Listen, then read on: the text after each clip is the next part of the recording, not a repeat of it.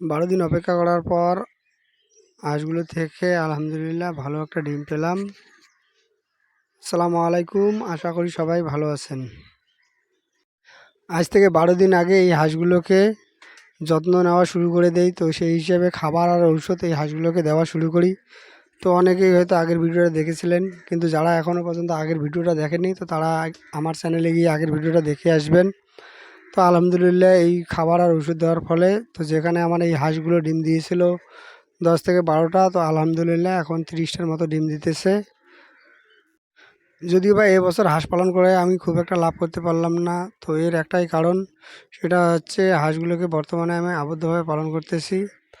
আর এর আগের বছর আমি এই হাঁসগুলোকে তো আবদ্ধ করে পালন করিনি, তো সেক্ষেত্রে আমার লাভটা বেশি হয়েছিল।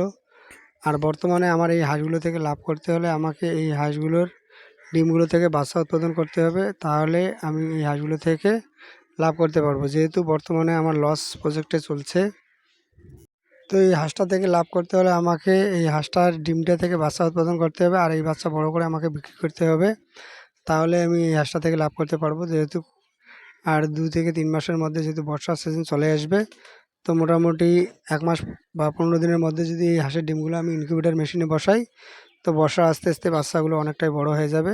তো তখন মোটামুটি 1 থেকে 2 মাস যদি বাচ্চাগুলোকে আমি লালন পালন করি, তো বাচ্চাগুলোকে পরবর্তীতে ভালো দামে বিক্রি করতে পারবো। আর তাহলে এখান থেকে ভালো একটা অ্যামাউন্ট প্রফিট হবে। আবদ্ধ অবস্থায় হাঁস লালন পালন করে এখান থেকে ইনকাম করা খুবই টাফ।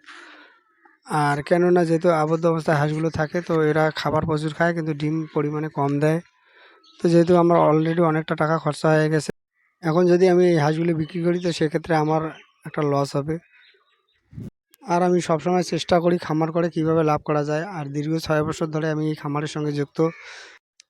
এখন এখান থেকে লাভ করতে হলে ডিম থেকে বাচ্চা উৎপাদন করা ছাড়া আর অন্য কোনো উপায় নেই। আমার মতো কারা কারা হাঁস পালন করে হাঁস থেকে ঠিকঠাক ডিম পাচ্ছেন না, তো আমাকে কমেন্ট করে জানাতে পারেন। চ্যানেলটা সাবস্ক্রাইব করবেন, এখানে আমি আমার খামারের নিয়মিত ভিডিও দেব। আর ভিডিওটা যদি ভালো লাগে ভিডিওটাতে একটা লাইক দেবেন।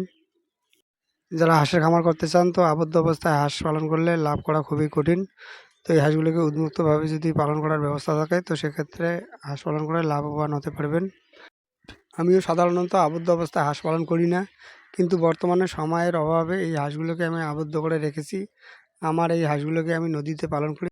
নদীতে এই হাঁসগুলো পালন করলে এই হাঁসগুলোকে দেখাশোনা করতে হয়, তো প্রচুর একটা সময়ের দরকার।